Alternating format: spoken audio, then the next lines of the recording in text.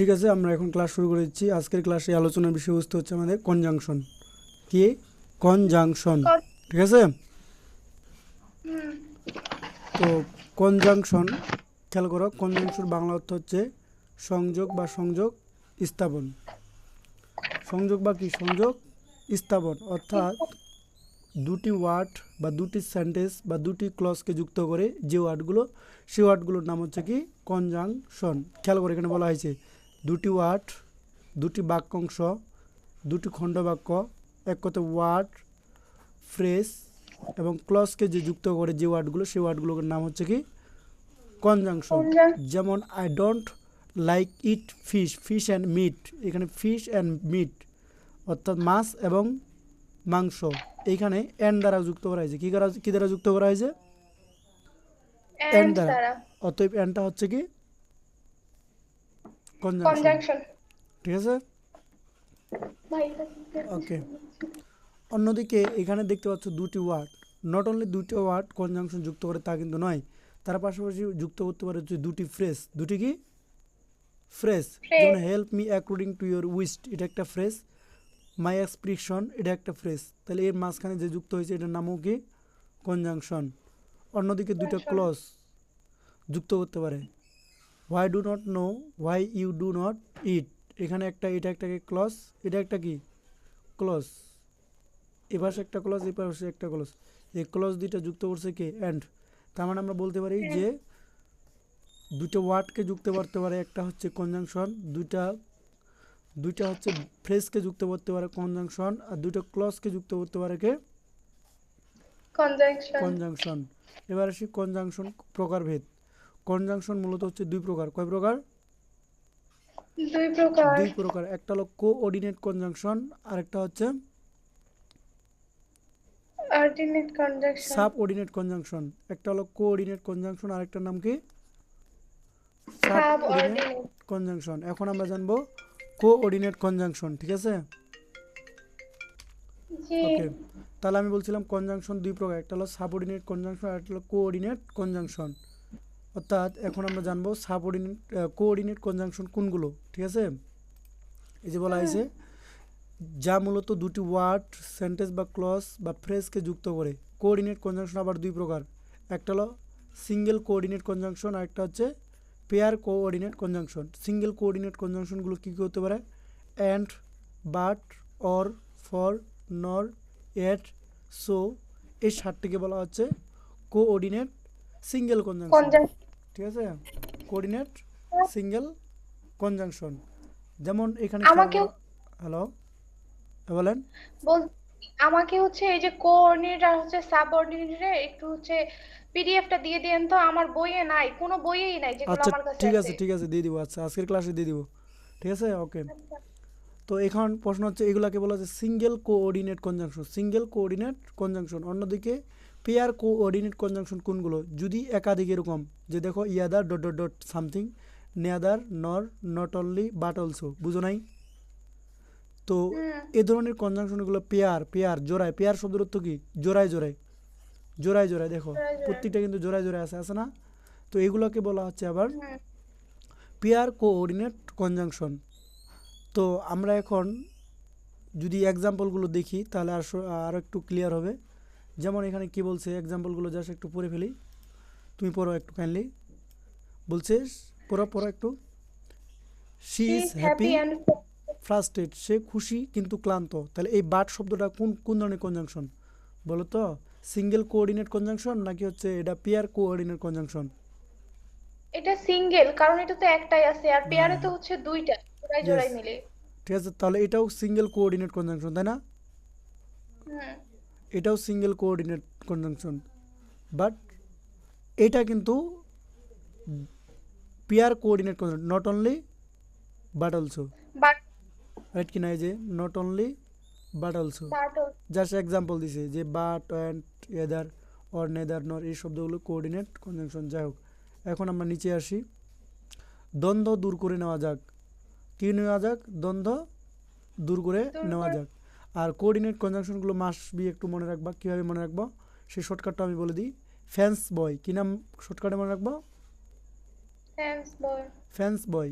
F for হচ্ছে for, for তারপর হচ্ছে and, nor, so, but, or, yet.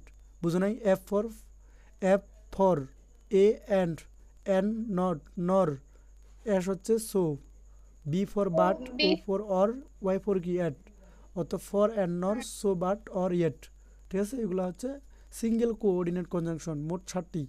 ঠিক আছে, এবার আসি কি বলছে এখানে একটু জাস্ট পড়ি। দ্বন্দ্ব দূর করে নেওয়া যাক। Coordinate conjunction and but or, এখানে বার হয়ে গেছে, আসলে বাট হবে, কী হবে? বাট অর বাক্যের শুরুতে বসে না। অ্যান্ড বাট অর এরা কোথায় বসে না? বাক্যের শুরুতে বসে না। আসলে বিষয়টি এমন নয় যে বাক্যের শুরুতে বসতে পারে। সেক্ষেত্রে coordinate conjunction and bar or এগুলো হচ্ছে কনজাংটিভ অ্যাডভার্ব হয়ে যাবে। কী হয়ে যাবে? Conjunctive adverb. কনজাংটিভ অ্যাডভার্ব হয়ে যাবে, যার অর্থ ভিন্ন অর্থ দেয়। যার অর্থ কি? ভিন্ন অর্থ দেয়। অর্থ দেয়। উম, আচ্ছা, ভিন্ন অর্থ কি আমরা একটু মনে রাখবা। এখানে ভিন্ন অর্থ বলতে আমি কি বোঝাতে চাচ্ছেন স্যার? প্রশ্ন আসে যায় না স্যার, হুম। যে ভিন্ন অর্থ বলতে আপনি কি বোঝাতে চাচ্ছেন? কত দূর চলে গেল এটা?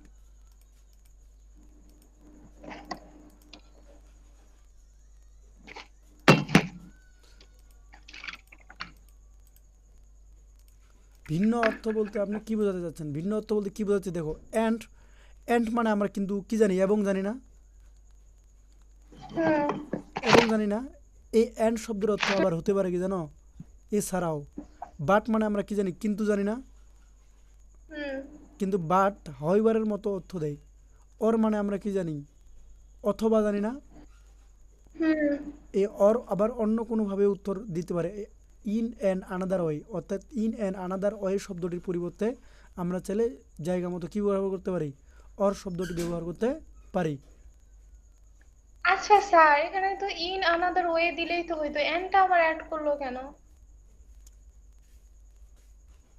ইন অ্যানাদার ওয়ে, ও আচ্ছা, এটা হচ্ছে একটা আর্টিকেল ব্যবহার করা হয়েছে। In and another way, in another way, এটা সাবজেক্ট বা হচ্ছে অবজেক্টের উপর ম্যাটার করবে আর কি। এটা আমরা পরে এই বিষয়টা আর একটু খাটিয়ে দেখবো যে এনটা কেন বললো ইন অ্যানাদার ওয়ে। হ্যাঁ, তো এখানে এনটা কেন বললো? অ্যানাদার শব্দটা যদি অ্যানাদার একটি, অন্য একটি বোঝায়, এরকম টাইপের যদি কিছু বোঝায়, তাহলে হয়তো বা এখানে এই কারণে এন ব্যবহার করা হয়েছে। বুঝো নাই মনে হয়? হুম, বুঝতে পারছি। শুধু অ্যানাদার দিলে একরকম বোঝাবে, আর ইন অ্যান্ড অ্যানাদার দিলে আরেক রকম বোঝাবে। ইন অ্যান্ড অ্যানাদার শব্দের অর্থ কি? অন্য কোনোভাবে বলতে কি? অন্য কোনো একটিভাবে, একটি বোঝাতে ব্যবহার করবো আমরা অ্যান। বুঝছি। বুঝো নাই? বুঝছি বুঝছি। ওকে, অজানা কথা। এবার আমরা একটু নিচের দিকে আসি, কি বলছে দেখি। আমি বলবো। দাঁড়াও, হ্যাঁ, জাস্ট এটুকু অংশ একটু পড়ে ফেলি। পড়ো। দুটি সাধারণ শব্দ কোঅর্ডিনেট কনজাংশন এন্ড এর পূর্বে কমা বসে না, তবে এমন একটি যদি ফ্রেজ হয় যার মধ্যে আগে থেকে এন্ড আছে, এক্ষেত্রে কোঅর্ডিনেট কনজাংশন এন্ড এর পূর্বে কমা বসে। যেমন আই লাইক দাঁড়ান, টি যেমন এন্ড এখানে কফি। বলা হয়েছে যে আই লাইক টি অ্যান্ড কি? কফি। কফি তাহলে টি একটা আলাদা শব্দ, কফি একটা কি? আলাদা শব্দ। আলাদা এক্ষেত্রে কিন্তু কমা ব্যবহার করা যাবে না। যাবে না। পরেরটাতে কি বলা হয়েছে? I like tea and edible nuts and seeds. আচ্ছা, এখানে বলা হয়েছে তবে যদি ফ্রেশ হয়, তবে যদি কি হয়? ফ্রেশ ফ্রেশ হয়। হয়, যার মধ্যে বা আগে থেকে অ্যান্ড আসে, এক্ষেত্রে কোঅর্ডিনেট কনজাংশন অ্যান্ড এর আগে কি বসে? পূর্বে কমা বসে। আই লাইক টি, এখানে লাইক টি শব্দটা যদি একটা আমরা ফ্রেশ হিসাবে চিন্তা করি, সেক্ষেত্রে আমরা এখানে ব্যবহার করতে পারি কি? কমা। এটা তো হচ্ছে নাউন, তাই না জি স্যার? হ্যাঁ, হ্যাঁ, নাউন, নাউন, নাউন। ও, বুঝতে পারছি, মানে নাউনের আগে লাইট বসছে, ওর জন্য দুইটা মিলে হচ্ছে নাউন ফ্রেশ হয়ে গেছে, তাই না? হ্যাঁ, মানে হ্যাঁ, ফ্রেশ হয়ে গেছে। ইয়েস, ইয়েস, বুঝছে। ইয়েস। যদি ফ্রেশ বিবেচনা করি তাহলে একটা কমা দেওয়া যাবে, এটাই বোঝানো হয়েছে আর কি। বুঝতে তারপরে হচ্ছে পারছি। কোঅর্ডিনেট কনজাংশন দিয়ে সাবজেক্ট যুক্ত হলে, কোঅর্ডিনেট কনজাংশন দিয়ে কি হলে? সাবজেক্ট যুক্ত হলে দ্বিতীয় সাবজেক্ট অনুযায়ী ভার বসে। কোঅর্ডিনেট কনজাংশন দিয়ে সাবজেক্ট যুক্ত হলে, ঠিক আছে, দ্বিতীয় সাবজেক্ট অনুসারে ভার্বটি বসে। তাহলে এখানে খেয়াল করো, either either either you or your friend. তো এখানে সাবজেক্ট কিন্তু দুইটা, একটা হলো ইউ, আরেকটা কি ইয়োর ইউর ফ্রেন্ড। একটা হলো তুমি ইয়োর এবং ফ্রেন্ড। তোমার বন্ধু, দুইটা দুইটা সাবজেক্ট আছে কিন্তু, একটা হলো ইউর, একটা হলো ইউর ফ্রেন্ড। ইউ এবং ফ্রেন্ড। ইউর ফ্রেন্ড, বুঝো নাই মনে হয়? হ্যাঁ, বুঝছি। কিন্তু প্রথম সাবজেক্টটার সঙ্গে খেয়াল করো, প্রথম সাবজেক্টের সঙ্গে কি যুক্ত করা আছে? একটা কোঅর্ডিনেট কনজাংশন যুক্ত করা আছে না? হ্যাঁ। মনে রাখবা, যদি কোনো একটি কোনো একটি সাবজেক্টের সঙ্গে যদি কোঅর্ডিনেট কনজাংশন যুক্ত থাকে, তাহলে আমরা দ্বিতীয় সাবজেক্টটি বিবেচনা করে ভার্বটি বসাবো। কোন সাবজেক্টকে বিবেচনা করে ভার্বটি বসাবো? আহ, দ্বিতীয় সাবজেক্টটি বিবেচনা করে ভার্বটি বসাবো। তাহলে এখানে দ্বিতীয় সাবজেক্টটি কি ইওর ফ্রেন্ডস, মানে না ফ্রেন্ডস না, তা ফ্রেন্ডসটা কি সিঙ্গুলার না প্লুরাল? জি স্যার, বুঝলাম না, কি বললেন? ফ্রেন্ড শব্দটা কি সিঙ্গুলার না প্লুরাল? Your friends. ফ্রেন্ডস, এটা প্লুরাল, ফ্রেন্ডস। হ্যাঁ, ইয়েস। তাহলে আমরা এখানে ওই দ্বিতীয় সাবজেক্ট অনুসারে বসাবো এখানে ওয়ার। বুঝো নাই? বুঝছি। ও, প্লুরাল হলে তো ওয়ার বসে, আর সিঙ্গুলার হলে ওয়াজ বসতো। হ্যাঁ, এই তো ক্লিয়ার, আশা করি বুঝছেন। ঠিক আছে, হুম। দেখো আরেকটা মোস্ট ইম্পর্ট্যান্ট, আমরা ওই যে কম্পাউন্ড সেন্টেন্স নাম শুনছি না, কম্পাউন্ড সেন্টেন্স। হুম। যে সকল সেন্টেন্সে কোঅর্ডিনেট কনজাংশন যুক্ত থাকে, যে সকল সেন্টেন্সে কোঅর্ডিনেট কনজাংশন যুক্ত থাকে তাকে বলা হচ্ছে কি? সে সকল সেন্টেন্সকে বলা হচ্ছে কম্পাউন্ড সেন্টেন্স। কি বলা হয়? Compound sentence. কম্পাউন্ড, কমপ্লেক্স নাম শুনছি না, সিম্পল, কমপ্লেক্স, কম্পাউন্ড। তো আমরা যদি কম্পাউন্ড সেন্টেন্স চিনতে চাই তাহলে একটা সহজ উপায়, এখানে কি থাকে? অর, অ্যান্ড, বাট, এরূপ টাইপের কনজাংশনগুলো থাকে, যেগুলোর নাম হচ্ছে কোঅর্ডিনেট কনজাংশন। ক্লিয়ার, নান ক্লিয়ার? বুঝছি। এবার চলে যাচ্ছি ক্লিয়ার। Subordinate conjunction. কি ordinate conjunction? Sub subordinate conjunction. Ordination. Subordinate কনজাংশনগুলো কি কি হতে পারে? এই যে দেখতে পাচ্ছ লিস্টটা, বহুল পড়বো আমি? ব্যবহৃত অনেকগুলা হলেও এখানে বহুল ব্যবহৃত হচ্ছে সাবঅর্ডিনেট কনজাংশন হচ্ছে এগুলা, পড়ে থাকো।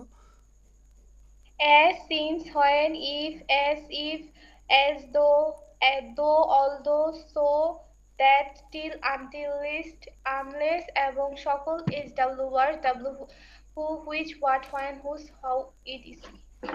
আমরা কিন্তু এগুলা কিন্তু প্রোনাউন হিসাবে শিখেছিলাম, রাইট কিনা? হুম। শিখে নেই? ওই যে রিফ্লেক্স, হ্যাঁ, না রিলেটিভ। রিলেটিভ প্রোনাউন শুনছিলাম, মনে আছে? ওই হ্যাঁ। রিলেটিভ প্রোনাউনগুলো আবার কি হতে পারে? সাবঅর্ডিনেট কনজাংশন হতে পারে, সাবঅর্ডিনেট কনজাংশন কনজাংশন হতে হতে পারে। পারে। হ্যাঁ, তো একটু আমরা এখানে জানবো নিচে, এই যে দ্যাট, হোয়াইবার, হুইসিবার, রিলেটিভ, অ্যাডজেটিভ। হ্যাঁ, আরও কিছু সাবঅর্ডিনেট কনজাংশনগুলো নির্দিষ্টভাবে ভাগ করা যায়। টাইম, কনসিশন নাকি যাই হোক, place, condition, manner, reason, relative, adjective, এগুলোও আমাদের সাবঅর্ডিনেট কনজাংশন হিসেবে ব্যবহার হতে পারে। এবার আমরা এক্সাম্পলের মাধ্যমে ক্লিয়ার করব। ফর এক্সাম্পলটা কি? If you try your level best, you will get your expected result. যদি তুমি তোমার সাধ্যমতো চেষ্টা করো তাহলে তুমি তোমার প্রত্যাশিত ফলাফল পাবে। হুম, আচ্ছা, এখানে প্রশ্ন হচ্ছে, এইখানে আমাদের কাকে আমরা হচ্ছে তোমার কি বলে কনজাংশন বিবেচনা করব? কাকে কনজাংশন বিবেচনা করব? হ্যাঁ, If তুমি কি you কনজাংশন try, খুঁজে পাচ্ছ এখানে? If you try your level best, you will get your expected result. বলো তো এখানে কনজাংশনটা কি? Conjunction if. নাই, ইফ কি কনজাংশন হয়? আমি কনফিউজড আসলে। ওকে, ইয়েস, উত্তর এই যে দেখেন, কন্ডিশনের। ইফ। আমি তো ঠিক বলছি। ঠিক আছে, তো ইফ হয়। এই যে দেখেন বলেছে আরও কিছু সাবঅর্ডিনেট কনজাংশন যেগুলো নির্দিষ্টভাবে ভাগ করা যায়, তার মধ্যে একটা হচ্ছে if, only, if, unless, provided, that. হ্যাঁ, যাই হোক, এগুলো ওয়ার্ড হিসাবে হতে পারে, ঠিক আছে। তারপরটা এখানে দেখো ঠিক ইউ আছে। Can not meet at present as, এখানে অ্যাস শব্দটা কিন্তু কনজাংশন, অ্যাস শব্দটা কি কনজাংশন। কনজাংশন, এই যে অ্যাস। স্যার, সাবঅর্ডিনেট কনজাংশনের সংজ্ঞাটা আমাকে আরেকবার বলেন তো। সাবঅর্ডিনেট কনজাংশন অবশ্যই বলবো, খেয়াল করো এখানে অবশ্যই সাবঅর্ডিনেট এবং কোঅর্ডিনেট খুব সুন্দর তথ্য আছে যা আমি এখনো দিই নাই তোমাকে, দিছি কি এইখান থেকে না, শুরু হয়েছে না। আপনাকে ওকে, এইখানে খেয়াল করো, আপনি কনজাংশনটার মানে সংজ্ঞাটা শুধু আরেকবার বলেন। এই যে দেখেন সংজ্ঞা বলিয়া নেই এখনো, ঠিক আছে। প্রিন্সিপাল ক্লজ প্রধান বাক্য যে আরেকটি সাবঅর্ডিনেট পরাধীন বাক্য যুক্ত করে, অর্থাৎ দুটি বাক্য, একটা বাক্য যদি আরেকটা বাক্যের উপর নির্ভরশীল হয়, ঠিক আছে, তাহলে সেটার নাম হচ্ছে কি সাবঅর্ডিনেট কনজাংশন। বিষয়টা ক্লিয়ার করি একটু নাকি এক্সাম্পলের মাধ্যমে। যেমন আমরা বলি ওকে, ইফ ইউ কাম, কি বলি, I go with you. If you you come. Come, যদি তুমি আসো, I will go, I will go, I will কি গো, এখানে কিন্তু I will if you come I দিতে উইল কি, পারতাম না, I will go, I go will কি, উইথ ইউ, গো উইথ হবে না? বুঝি নাই। বলতেছি যদি হচ্ছে এমনি সেন্টেন্সটা বানাইতাম, if you come I will go with you. হ্যাঁ সমস্যা নেই, দিতে পারো, আমি নর্মালি ছোট একটা দিলাম। ইফ ইউ কাম, এটার কথার অর্থ ইফ ইউ কাম যদি তুমি আসো, I will I will go, go তাহলে আমি যাব, যদি তুমি আসো তাহলে আমি কি যাব। যাব। এখানে ক্লজ আছে দুইটা, কয়টা, দুইটা। দুইটা, একটা হলো ইউ কাম, একটা হলো কি জানিস, আরেকটা হচ্ছে আই। একটা হচ্ছে ইউ কাম আর একটা হচ্ছে আই উইল গো। এখন বুঝতে হবে কোনটা হচ্ছে মেইন ক্লজ আর কোনটা হচ্ছে subordinate clause. Clause. Main clause কোনটা, সাবঅর্ডিনেট ক্লজ কোনটা, এটা হলো প্রশ্ন। মেইন ক্লোজ কোনটা, সাবঅর্ডিনেট ক্লোজ কোনটা? হ্যাঁ,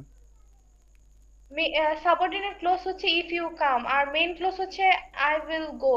ইয়েস, আই উইল গো, এটা হলো মেন ক্লোজ, মেন ক্লোজ। হ্যাঁ, ক্লোজ। এই মেন ক্লোজ সব কার উপর নির্ভরশীল, সাবঅর্ডিনেট ক্লোজের উপর নির্ভরশীল, তাই না। হ্যাঁ।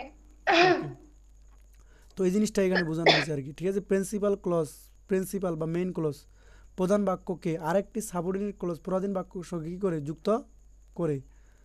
তো আমরা একটু যদি নিচে আসি, ঠিক আছে, তুমি এখন আমার সাথে সাক্ষাৎ করতে পারবে যেহেতু আমি আমার সাথে আছি। উপরে দুটি বাক্য ইফ এবং এস ব্যবহারের মাধ্যমে দুটি ক্লজ যুক্ত সুতরাং ইফ এবং এস সাবঅর্ডিনেট কনজাংশন। যাই হোক, আচ্ছা কনজাংশনের টপিকসটা কি অনেক ছোট আমার এখানে দেখতেছি। আপনার ওখানে ছোট, আমার এখানে কত বড় মাস্টার বুকে, দাঁড়ান। উম,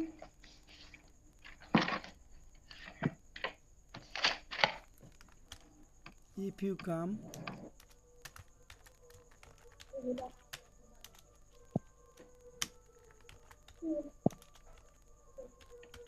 আই উইল গো, ঠিক আছে, if you come I will go.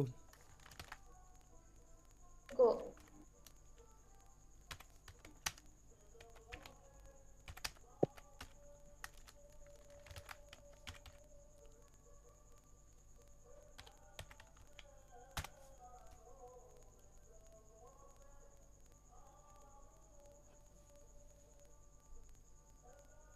Come, I will go.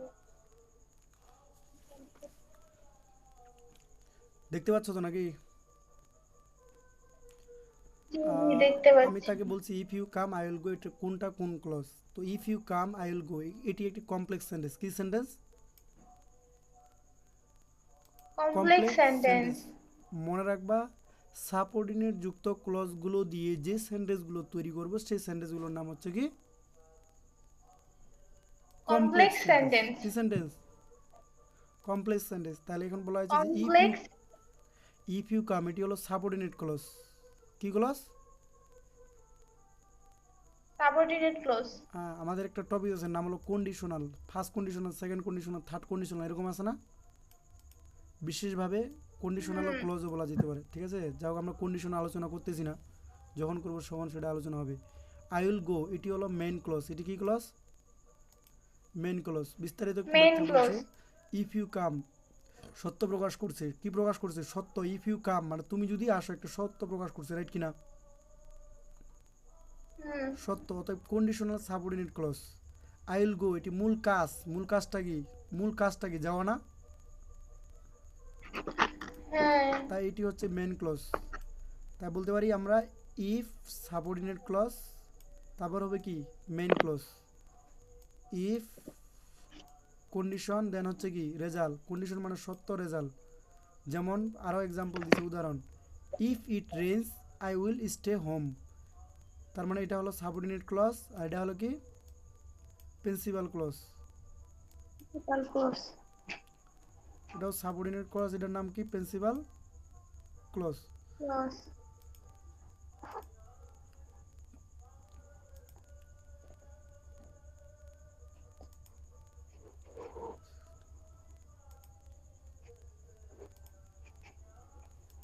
হুম, তো আমরা একটু সামনে আগাই।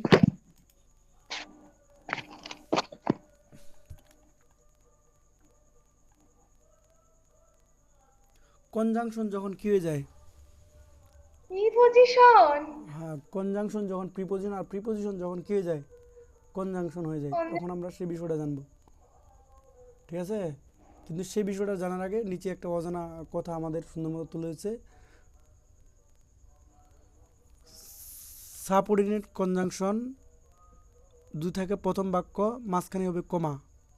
যদি না দাও হুম। তুমি কমা, দিবে না তোমায় কেন দেই কি? কি? ক্ষমা। বুঝেন নাই মনে হয়। বুঝছি। কি বুঝলেন বলেন?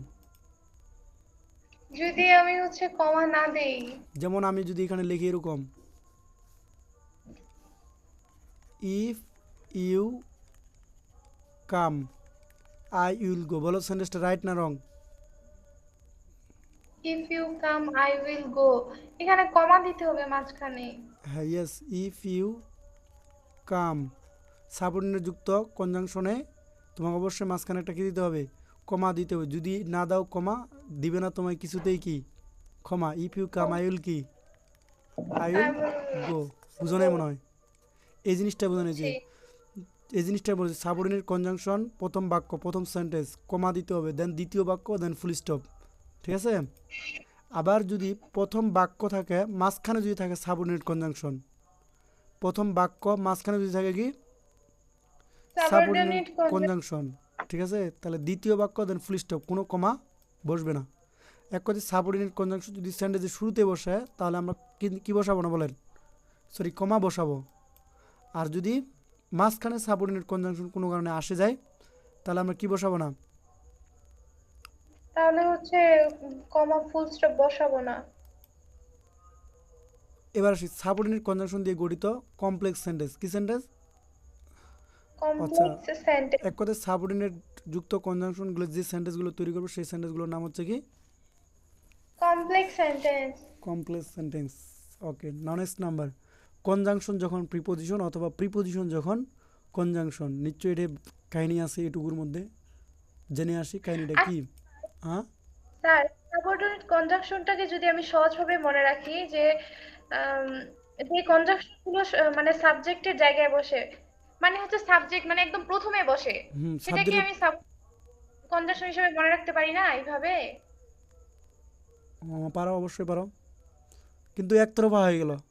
সাবঅর্ডিনেট কনজাংশন যে শুধু সেন্টেন্সের শুরুতে বসবে এমন কোনো কথা নয়, মাঝখানেও বুঝতে পারে।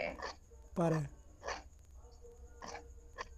মানে ঠিক। যেখানেই বসুক, ওই সেন্টেন্সটা এমন ভাবে মানে বোঝাবে যেন ওই সেন্টেন্সটার উপরেই বাকি সেন্টেন্সটা নির্ভরশীল। হুম হুম হুম। যেমন এখানে খেয়াল করো, এখানে কিন্তু you can not meet me at present as I I am with my boss. কথা বুঝছো? তাহলে এখানে কিন্তু এসটা হচ্ছে সাবঅর্ডিনেট কনজাংশন। এসটা কোথায় আছে? মাঝখানে আছে না? এবং কিন্তু এইখানে এটা তো সাবঅর্ডিনেট কনজাংশন মাঝখানে এস বসার কারণে এখানে কিন্তু কোথাও কমা ব্যবহার করা হয়নি। কিছু বললা? বুঝতে না না বুঝতে পারছি। আচ্ছা, তারপর একটা আসো, এইখানে ছিলাম মনে হয়। কনজাংশন যখন প্রিপোজিশন হিসেবে ব্যবহার করা হয়। আচ্ছা ওকে, একটু পড়ে থাকি কি বলছে সুন্দর মতো করে।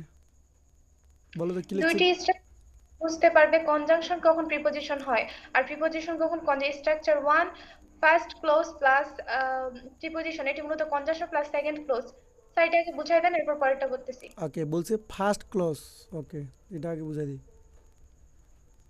বলছে যে ফার্স্ট ক্লজ, ও শিট, ফার্স্ট ক্লজ, দেন হচ্ছে সেকেন্ড ক্লজ, মাঝখানে যদি বসে প্রিপোজিশন তখন এটি হয়ে যায় মূলত হচ্ছে কি কনজাংশন।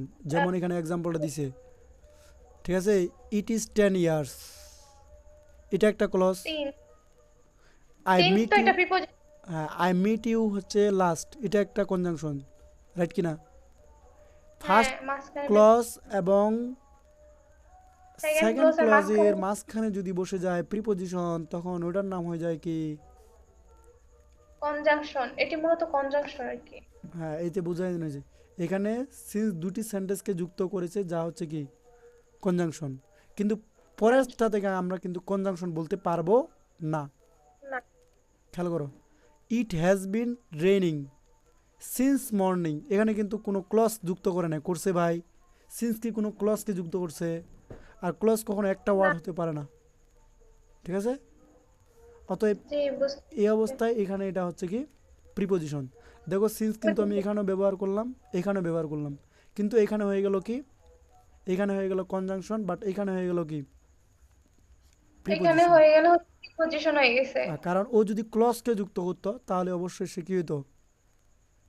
মানে আরো কয়েকটা মানে সেন্টেন্স থাকতো, হ্যাঁ, তাহলে সরি সে থাকতো মনে করো কনজাংশন হয়ে যেত। যেমন এখানে এক্সাম্পলটা বলেছি, স্ট্রাকচারটা কি বলছে, কনজাংশন এটি মূলত প্রিপোজিশন। হ্যাঁ, হতে পারে যদি ওই কনজাংশনের পর যদি পরের ওয়ার্ডটা হয় নাউন কিংবা নাউন নাউন ফ্রেজ অথবা জিরান, অথবা ভার্বের সঙ্গে আইএনজি। যদি নাউন, নাউন ফ্রেজ, জিরান অথবা ভার্বের সঙ্গে কি হয়? ING ING. অতএব এখানে মর্নিংটা কিন্তু নাউন, মর্নিংটা কি নাউন। নাউন। অতএব এখানে তখন হয়ে গেছে কি প্রিপোজিশন। বিষয়টা ক্লিয়ার না ক্লিয়ার? ক্লিয়ার। আর পরে এখানে আর একটা সুন্দর জিনিস লিখছে। আচ্ছা, এইখানে এটা জিনিস একবার very very important. Where do you live in, আমি যদি ইনের নিচে আন্ডারলাইন করে দিই, হ্যাঁ, বা অ্যাবাউটের নিচে আন্ডারলাইন করে দিই, তোমাকে যদি অপশন বলি এটার নাম কি, এটার নাম কি অ্যাডজেটিভ নাকি অ্যাডভার্ব? উত্তরটা কী হবে বলো তো? বা হচ্ছে তোমার প্রিপোজিশন। আপনি আমাকে আবার ওই প্রশ্নে অ্যাবাউটে চলে গেছে। এটা প্রিপোজিশন হবে। কেন প্রিপোজিশন হবে?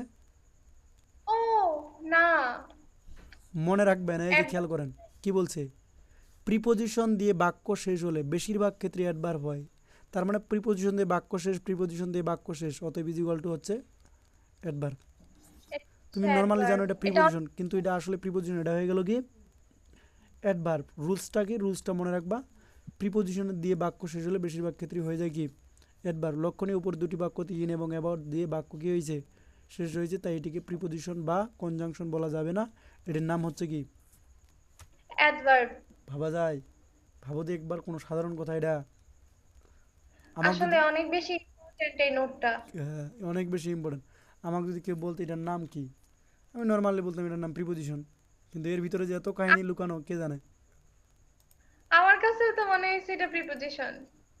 ম্যাক্সিমাম স্টুডেন্ট 99.99% স্টুডেন্ট দেখা দিবে এটা কি প্রিপোজিশন।